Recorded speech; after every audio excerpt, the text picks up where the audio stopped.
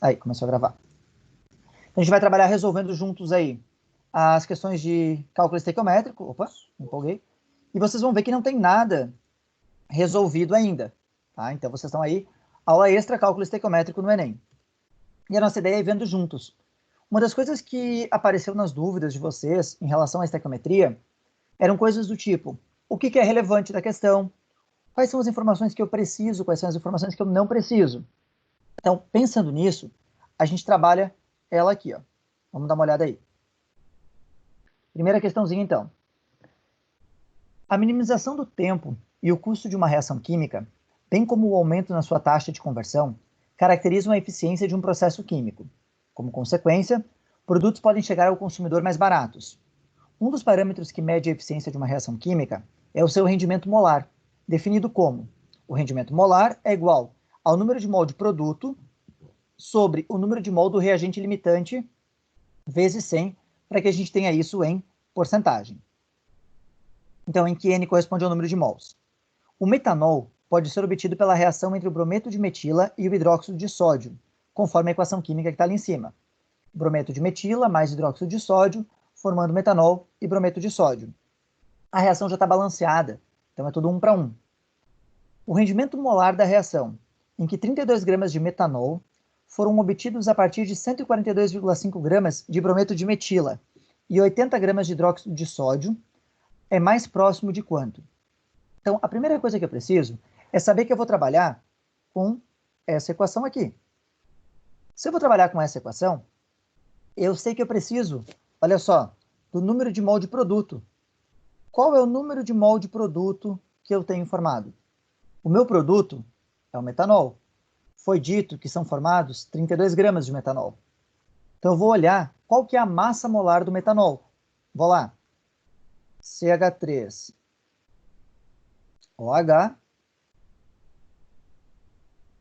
Então, eu tenho 12 do carbono, mais, são 4 hidrogênios, mais 4, mais 16 do oxigênio. Somando isso aqui, eu tenho 32 gramas por mol. Tá? Se eu tenho 32 gramas por mol, só apagar essa linha, eu posso dizer que eu tenho aí 1 mol de metanol. Então, eu sei que foi formado aqui, ó, 1 mol. A quantidade de produto que foi formado é 1 mol. Agora, eu preciso saber quem é o reagente limitante. Se é o brometo de etila ou se é o hidróxido de sódio. Vou fazer a mesma coisa com eles. Então, brometo de metila. Vou lá. Eu tenho 142,5 gramas de brometo de metila. O brometo de metila é o CH3Br. CH3Br. Massa dele, carbono 12, mais 3 dos hidrogênios, mais 80, que é a massa do bromo que ele pede para usar na questão. Então, eu sei que 1 mol são 95 gramas de brometo de metila. E eu já vou fazer a massa molar também do hidróxido de sódio. Depois a gente calcula os números de mol aí. Então, para o hidróxido de sódio, eu tenho 80 gramas dele. Hidróxido de sódio, NaOH.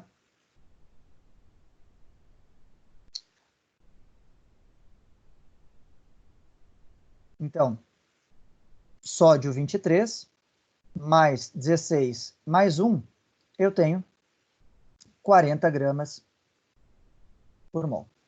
Agora eu tenho a massa molar de todo mundo. Tendo a massa molar, eu posso encontrar o número de mol do brometo de metila e do hidróxido de sódio. Eu sei que a minha proporção lá na reação é de 1 brometo de metila para 1 hidróxido de sódio. Então, aquele que tiver a maior quantidade está como reagente em excesso. Lembra que você quer, olha só, o teu reagente limitante. Então, eu vou lá. Do CH3Br, 1 mol são 95 gramas. Quantos mols eu tenho em 142,5 gramas? Opa, 142, né?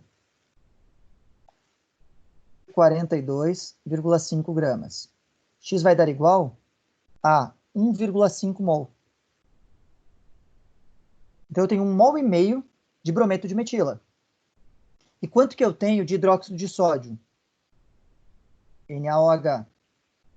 1 mol são 40 gramas, quantos mols eu tenho em 80 gramas, que é a massa que ele usou?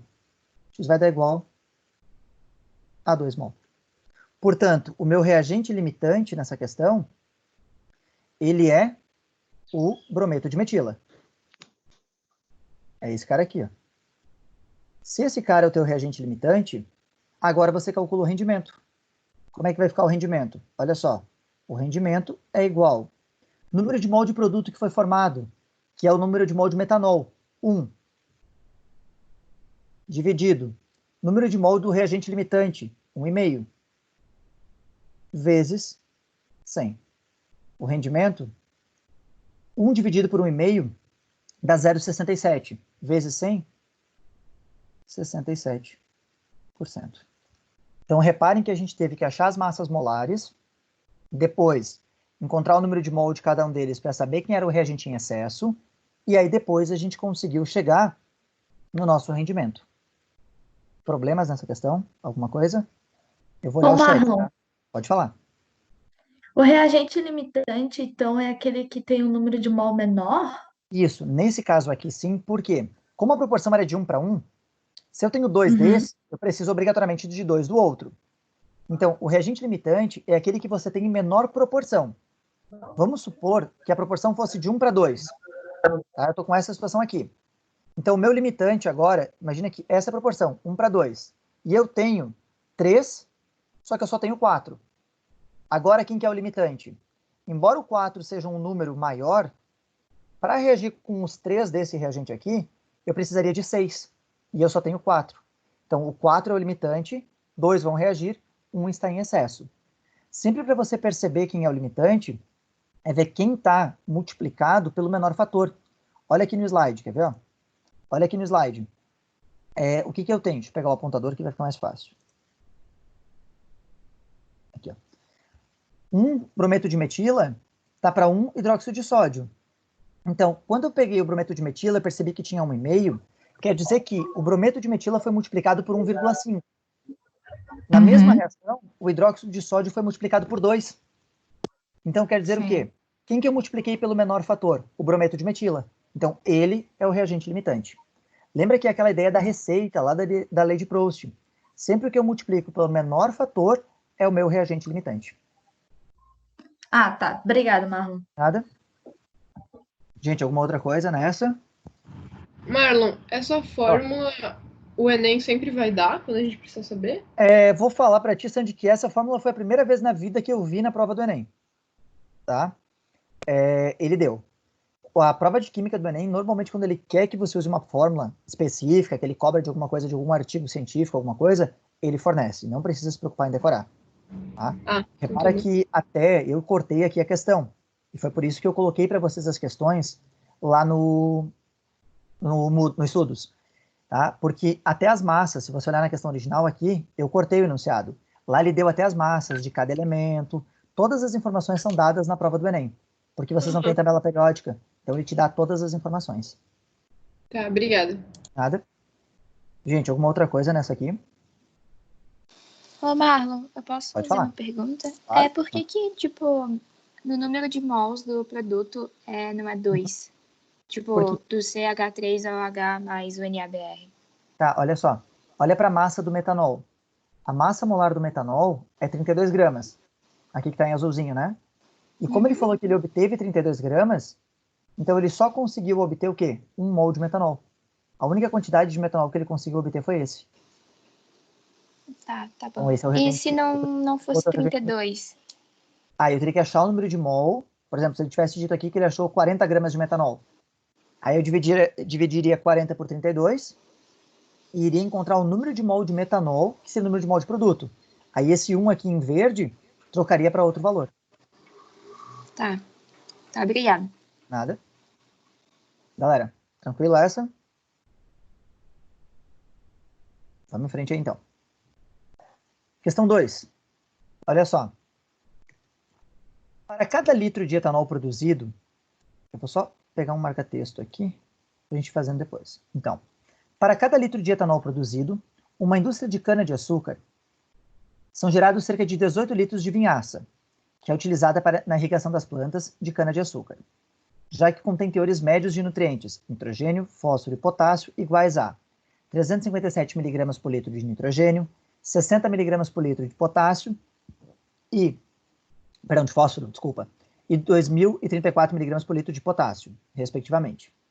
Na produção de 27 mil litros de etanol, a quantidade total de fósforo em quilogramas disponível na vinhaça será mais próxima de quanto?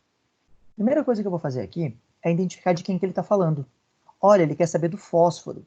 Então, como ele quer saber a quantidade de fósforo, eu vou olhar quanto fósforo eu tenho. Fósforo, eu sei que eu tenho 60 mg por litro. Então, cada litro de vinhaça vai conter 60 gramas aí de fósforo.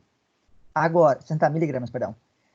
Agora, cada litro de etanol gera cerca de 18 litros de vinhaça. Na nossa questão, ele quer saber quanto fósforo foi produzido a partir aqui, ó, de 27 mil litros de etanol.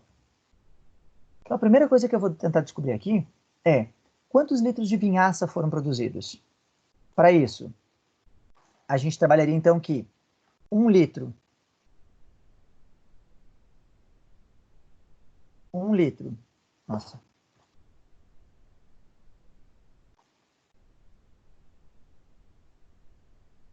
Aí, 1 litro de etanol produz 18 litros de vinhaça. 27 vezes 10 na terceira litros produz quanto? Eu vou trabalhar com notação para não ficar carregando todos aqueles zeros. X vai ser igual a 27 vezes 18, que vai dar 486. Então, eu tenho 486 litros de vinhaça. Agora que eu sei o volume de vinhaça, eu posso encontrar quanto de fósforo que eu tenho ali. Tá? Só lembra que... Deixa eu só arrumar isso aqui. Que aqui, ó. 436, né? Vezes 10 na terceira. Litros de vinhaça. Agora eu vou pegar esse valor e ver quanto que eu tenho de fósforo. Para encontrar o fósforo, o que que a gente tem? Nós sabemos que 1 litro de vinhaça contém, né? 60 vezes 10 na menos 3 gramas de fósforo. Em 486 vezes 10 na terceira, quantos gramas eu contenho? X vai dar igual. Reparem aqui, gente, que o 10 na 3 vai multiplicar o 10 na menos 3, então eles vão se simplificar. E eu vou ter 60 vezes 486. Isso vai dar 29.160. Então, eu tenho 29.160 gramas de nitrogênio, de fósforo, perdão.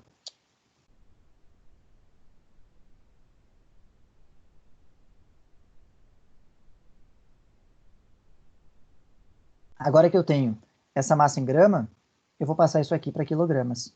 Quantos quilogramas eu tenho? Aproximadamente 29 quilogramas. Então, eu tenho aproximadamente 29 quilos. A resposta seria a letra B. Aí, de composto. Problema nessa. Lembrem que eu vejo o fórum quando termina a questão, tá? Nada? Queria que vocês reparassem uma coisa. As questões de estequiometria da prova do Enem, não sei se vocês repararam a primeira resolução, vou voltar aqui, ó. A gente acabou trabalhando ela com pelo menos, né, 3 regrinhas de 3. Ó, 1, 2, 3, fora as massas molares. A segunda questão, também a gente trabalhou com 2 regras de 3. É bem difícil, historicamente, pegando a prova do Enem, questões dessa prova que foram resolvidas com somente uma regra de 3, com uma única relação direta. Pode acontecer? Pode, mas sempre tome cuidado, tá? Se você estiver resolvendo e aparecer para você que a resolução vai ser em uma única conta, eu, no seu lugar, desconfiaria e tomaria um certo cuidado na hora de resolver. Problema nessa aqui, gente? Alguma coisa? Ô, Marlon, Pode falar. e se ele pedisse a quantidade de N, de P e de K, como é que tu faria? Como é que a Mesma gente faria, lógica na que a verdade? gente fez aqui, ó, em amarelo, tá vendo? O apontador aparece para vocês, né? Vermelhinho. Aham. A mesma coisa que a gente fez aqui, Marcela, só que daí a gente teria que trocar para cada um deles. Então, se eu fosse encontrar a quantidade de nitrogênio, vamos fazer o nitrogênio aqui, ó. Só vou trocar a cor da caneta. E a gente faz o nitrogênio. Para o nitrogênio, eu sei que em 1 litro eu tenho 357 vezes 10 na menos 3 gramas. Uhum. Então, para aqueles 486 vezes 10 na terceira litros, quantos gramas? X vai dar igual a 486 vezes 357. Isso vai dar 173 mil. Só fazer aqui. É que escrever com a esquerda não deu certo. 173.500. Na verdade, gramas. Ou seja, aproximadamente 173 quilogramas. Que, se vocês olharem, tem um valor bem próximo. Se vocês derem uma olhadinha aqui, ó, nos valores dados na questão, ele colocou um 170 na letra D. Claro, Uhum. a ideia dele também seria que se você não soubesse o elemento, o símbolo do elemento. Tá? Uma coisa que poderia, numa questão do Enem, dificultar um pouquinho essa questão, claro que não acontece porque não é nutriente de planta. Mas se ele tivesse colocado o flúor, que o símbolo é F, e feito a conta toda para o flúor, muita gente ia fazer pelo símbolo, porque o P do potássio ia acabar sendo trocado pelo F ou... desculpa, o P do fósforo, né? Ó, falando trocado aí, já troquei. Estou olhando para o potássio o tempo todo. O P do fósforo ia acabar sendo usado o F do elemento flúor. Então ia acabar acontecendo o pessoal fazer trocado. E é a Uhum. mesma coisa que daria para fazer agora assim com o potássio, né? Só que aí a gente colocaria 2.034 miligramas para cada litro. Tá. Obrigado, Marlon. Nada? Alguma outra coisa, gente? Nessa aqui?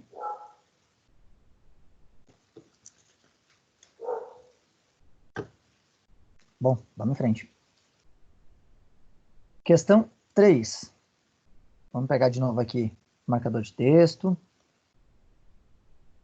Olha lá. Para proteger estruturas de aço da corrosão, a indústria utiliza uma técnica chamada galvanização. Um metal bastante utilizado nesse processo é o zinco, que pode ser obtido a partir de um minério denominado esfarelita, que é o sulfeto de zinco, de pureza 75%. Considere que a conversão do minério em zinco metálico tem rendimento de 80%, nessa sequência de equações químicas. Então, numa primeira reação, o sulfeto de zinco reage com o oxigênio, vira ZNO, o óxido de zinco e dióxido de enxofre.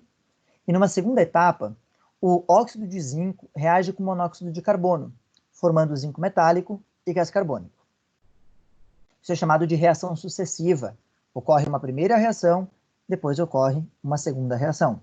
Tá? Aqui no slide elas estão lado a lado, na questão de vocês elas estão uma sobre a outra. Considere as massas molares. Então reparem que aqui o Enem já deu prontas as massas. E a pergunta é, que valor mais próximo de massa de zinco metálico, em quilogramas, será produzido a partir de 100 kg de esfarelita? Bom, eu consigo identificar a pergunta, qual a massa de zinco, e consigo identificar a partir de quem que ele quer. Então eu vou grifar essas coisas. Ele quer aqui, ó, a massa de zinco metálico. O zinco metálico está aqui na segunda reação. Agora, para produzir esse zinco metálico, eu sei que eu tenho um rendimento, olha dito aqui em cima, ó, de 80%. Então, essas são as grandezas que estão correlacionadas diretamente ao zinco. A pergunta e o rendimento que tem na obtenção dele. Já, desculpa, a partir de quem que ele quer fazer isso daqui? 100 kg da esfarelita. E a esfarelita, ele me falou aqui em cima, ó, ela tem 75% de pureza, e eu sei que ela está aqui. Ó. Agora, uma coisa que eu preciso chamar a atenção de vocês.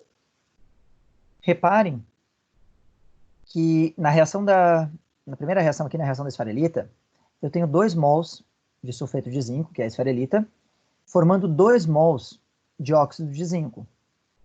E na segunda reação eu só tenho 1 mol de óxido de zinco aqui, ó. Então, o que eu vou fazer com a segunda reação? Se cada 2 ZNS formam 2 ZNO, eu vou pegar a segunda reação e vou multiplicá-la por 2, para dizer que os 2 ZNO que foram produzidos na primeira reação foram convertidos na segunda. É como se nós somássemos as reações em equações em etapas para obter uma reação completa, uma reação total do sistema.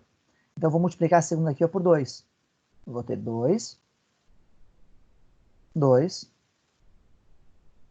zincos e 2 COs. Agora eu consigo dizer, então, que cada 2 ZNS produzem 2 zincos. Eu tenho uma relação direta entre eles. Claro que com aquele rendimento, né, que foi dito lá de 80%. O que eu preciso fazer aqui? Primeira coisa, eu preciso encontrar, então, quanto que eu tenho de esfarelita pura. Tá? Então, qual que é a parte pura que eu tenho ali da esfarelita? Eu sei que 100 quilos...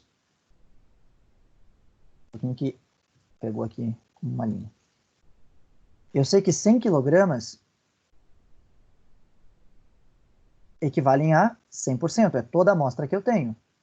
Só que quanto que equivale a 75%, que é a parte que é pura? Ó a pureza aqui, ó. Então eu sei que x é igual... Bom, gente, 75 vezes 100 dividido por 100, 75, né?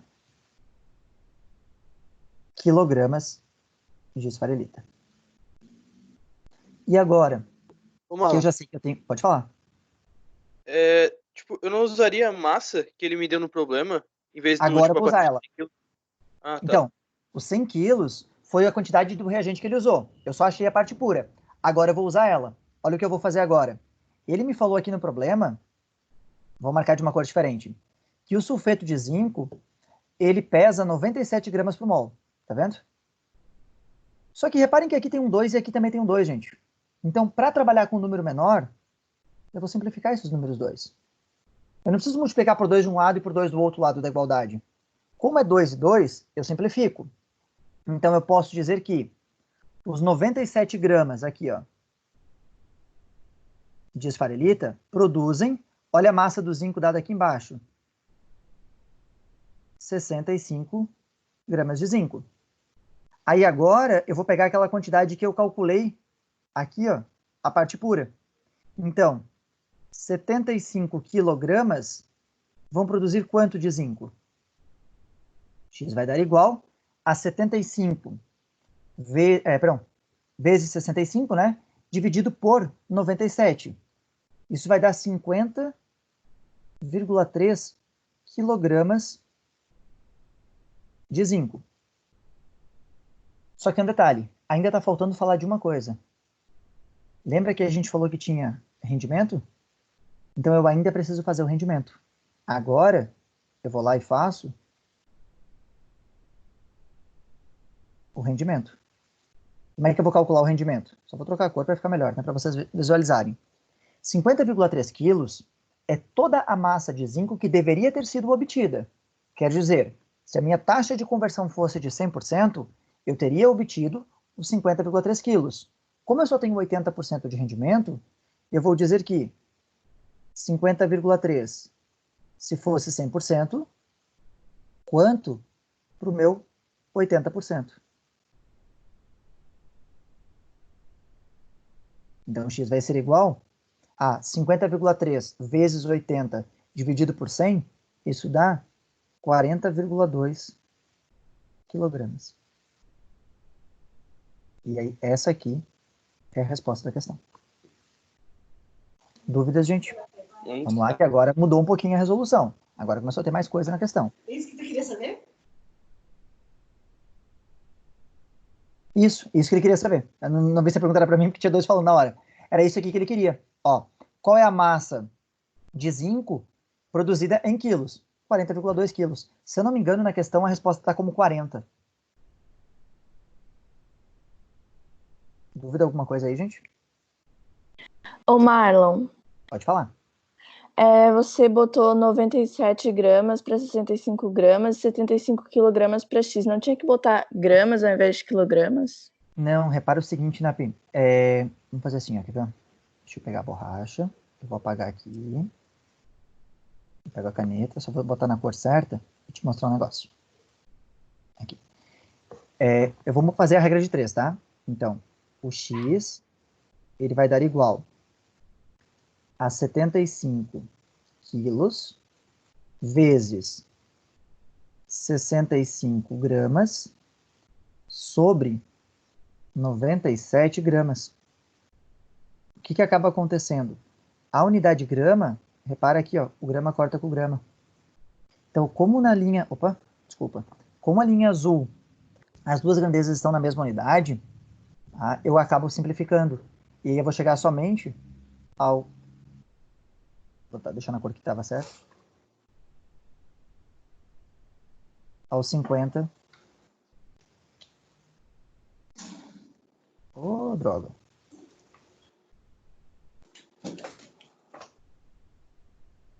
Aos 50,3. E aí só sobra o quilogramas. Ah, tá Então, bom, entendi, Marlon. Sempre que você estiver na mesma linha, você colocar na mesma unidade, pensa assim, ó. Se a primeira linha está numa unidade, a linha de baixo até pode estar em outra unidade. Ou, se uma coluna estiver em uma unidade, a do lado pode estar em unidade diferente. Porque como é multiplicado cruzado, sempre vai cancelar. Ficou na dúvida, e isso vai acontecer bastante em soluções, por exemplo, monta que nem a gente fez aqui. Monta com as unidades que nem a gente fez aqui, ó, colocando quilo, colocando grama, e simplifica. Que aí você percebe qual unidade que sobra. Ah, então tá, Marlon. Obrigada. Nada? Alguma outra coisa, gente, aqui?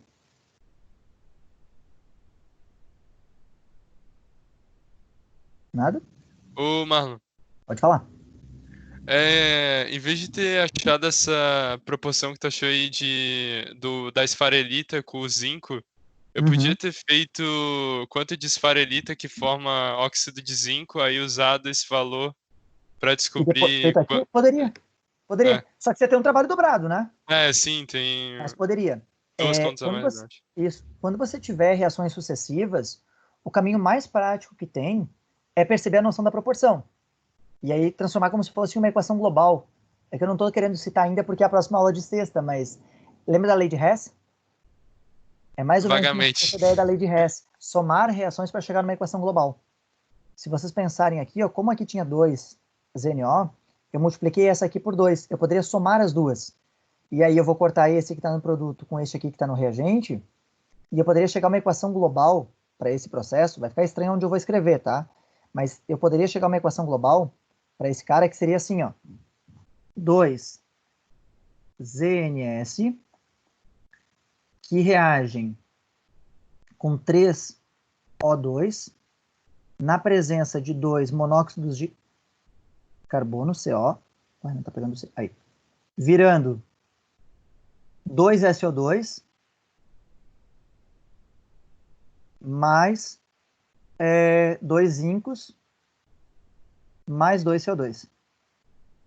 Eu poderia ter feito essa equação global. Claro que ela não é útil para a gente aqui, tá? Mas daria para ter feito isso aqui, que é o caminho lá da lei de Hess. Só que para você não ficar perdendo tempo, você faz o quê? Só olha qual que é a proporção que existe. Então, 2 para 2 já faz direto a correlação. Fica mais fácil, tá, Felipe? Beleza, valeu, Marlon. Nada. Alguma outra coisa, gente? Vocês viram que eu coloquei a lista 10 exercícios e a gente vai conseguir fazer uns 4 aqui na aula. Não se preocupem. O slide com todas as resoluções eu vou colocar para vocês, tá? Todas elas aqui eu coloco lá para vocês no Moodle depois. Vamos para 4. As mobilizações para promover um planeta melhor para as futuras gerações são cada vez mais frequentes. A maior parte dos meios de transporte de massa é atualmente movida pela queima de um combustível fóssil. A título de exemplificação do ônus causado por essa prática, basta saber que um carro produz, em média, cerca de 200 gramas de dióxido de carbono por quilômetro percorrido. Um dos principais constituintes da gasolina é o octano, C8H18. Por meio da combustão do octano, é possível a liberação de energia, permitindo que o carro entre em movimentação. A equação de combustão desse processo demonstra que, então, o que ele quer que a gente faça é que a gente monte a combustão completa do octano. Como é que eu monto uma reação de combustão? Lembra lá, combustível, C8H18, reage com o comburente, que é o O2, formando o gás carbônico e a água. Vou balancear isso daqui. Vamos só trocar a cor da caneta, fazer o balanceamento. 8 carbonos. Então, vou dizer que eu tenho 1 mol de octano. Se são 8 carbonos, 8 dióxidos de carbono. Lembra da sequência, né? Metal, ametal, carbono, hidrogênio, oxigênio. Então, o carbono foi nas combustões. Eu trabalho nessa região aqui. Carbono foi, agora eu vou para o hidrogênio. 18 hidrogênios no reagente. 9 mols de água. E agora a gente vai fechar os oxigênios. 18 vezes 2, 8 vezes 2 são 16. Mais 9, eu tenho 25 oxigênios. Como é que eu faço para ter 25 oxigênios do outro lado? Como é um número ímpar, e eu estou trabalhando com 1 mol ali, eu posso dizer que eu tenho 25 meios de O2. Eu coloquei essa questão, gente, porque eu queria chamar a atenção de vocês para uma escrita do Enem, que do ponto de vista químico, na equação não pode acontecer. Olhem as alternativas. Item A. No processo, a liberação de oxigênio. Não, né? A gente consome o O2. Dá para visualizar isso aqui, ó. A B. O coeficiente estequiométrico para a água é 8 para 1 octano. Não, são 9. Então, falso. Item C. No processo, há consumo de água para que haja liberação de energia. Não, a formação de água na liberação de energia. Lembra que toda a combustão a gente viu na frente 3 que é um processo exotérmico. A D é a resposta. O coeficiente estequiométrico para o oxigênio é de 12,5 mols para cada 1 de octano. Reparem que aqui está em decimal. Quando a gente vai escrever uma reação, nós nunca, jamais, em hipótese alguma, escrevemos aqui em fração. Em decimal. Sempre em fração.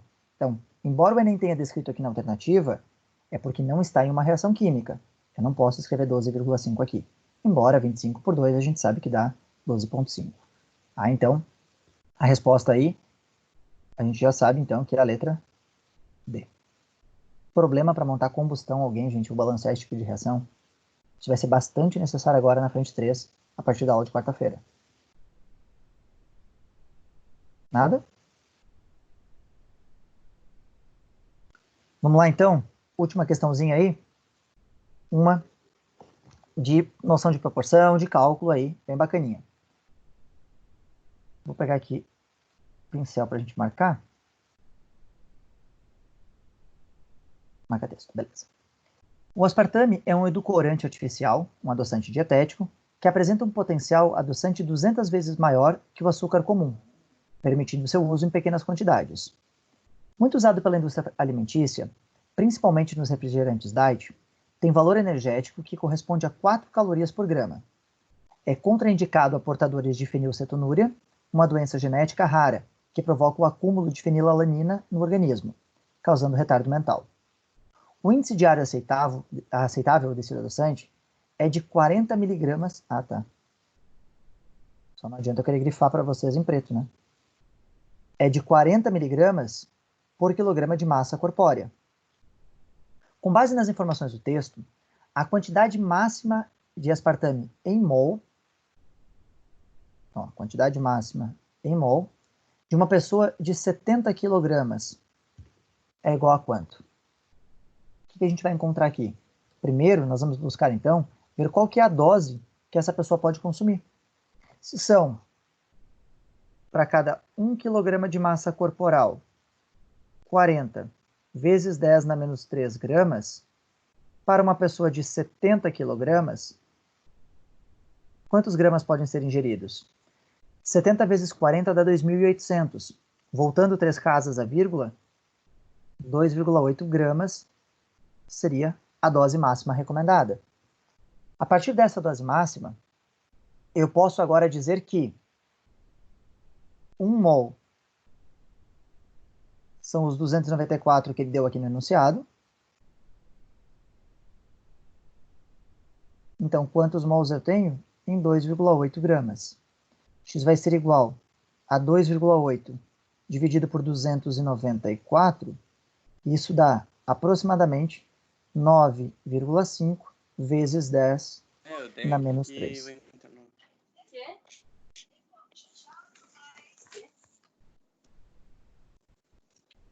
Dúvida, gente?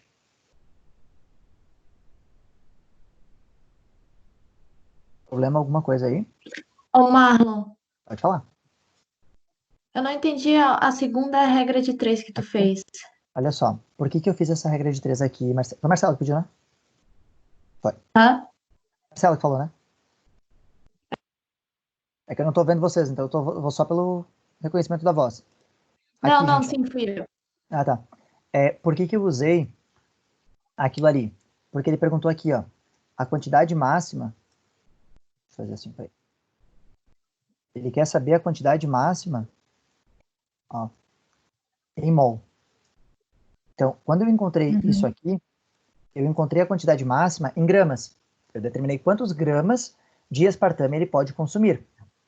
Aí, o que eu fiz? Como ele me falou que a massa molar do aspartame é de 294 gramas para cada mol, eu sei dizer então que 1 mol pesa 294, quantos mols teria se o cara ingerisse os 2,8 gramas, que é o valor máximo de massa que ele pode ingerir, ou que ele deve ingerir por dia. Aí eu vou chegar a 9,5 vezes 10 na menos 3 mol.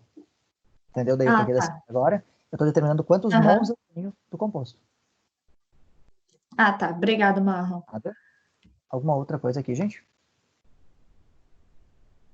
Não? Olha só, acho que vai dar tempo de fazer a 6 ainda, hein? Vou só organizar dica para vocês aqui em relação a essas, tá? Depois eu coloco lá a resolução para vocês. A 6 vai ser na mesma lógica daquela outra. Então, reparem que... Vou mostrar aqui, ó, algumas coisinhas para vocês tentarem fazer essas aqui. Um carbonato forma um sulfito. Só que 2 sulfitos formam 2 sulfatos. Então, o que eu poderia dizer? Eu poderia dizer que um carbonato forma meio sulfato. Tá? Então, eu poderia tirar essa conclusão para fazer a reação. Usem isso que eu escrevi em amarelo como indicativo para fazer a 6. Só ideia, só orientando vocês as próximas, tá? A 7, gente. Relação direta. Só que agora ele deu aqui, ó, concentração. Então, se foi dada a concentração para vocês aqui, tem 0,1 mol em cada litro. Quantos mols tem em 20 ml? Encontrem o número de mol que vocês têm em 20 ml. Então, a tua primeira pergunta aqui, só pega uma caneta decente, ó, seria: quantos mols em 20 ml? Essa seria a sua dúvida. Sabendo o número de mol que você tem nesses 20 ml, agora perceba que são 5 águas oxigenadas para cada 2 permanganato. E aí encontre o número de mol que você vai precisar de permanganato para reagir com esse valor aqui que você encontrou na tua primeira regra de 3. A 9, que a 8, não sei porque ele jogou lá como 4, tá? Na lista de vocês. A 9, o brasileiro consome em média 500 mg de cálcio. Aqui ele quer saber, gente, ó, quantos átomos de cálcio deveriam ser ingeridos. Então, usem a constante de Avogadro, façam o cálculo, encontrem com isso aqui, ó, quantos átomos tem. Tá? E a partir daí, vão em diante. Regrinha de 3, essa aqui vocês fazem com 3 regrinhas de 3. E a da UFSC, tentem fazer, tá? Vocês vão encontrar o slide, o PDF assim, e à frente vocês vão encontrar cada uma das alternativas resolvidas. Tá? Todas as alternativas, ó, aqui estão em branco, porque se desse tempo a ideia era fazer com vocês, tá? Mas vocês vão encontrar cada uma dessas alternativas aí, e no final, ela de novo, e vai aparecer o gabarito. Não vou colocar agora, mas, ó, vai aparecer o gabarito aí. Gente, problema em alguma, Não, Marlon, tá bem tranquilo. Tá, eu vou só parar aqui.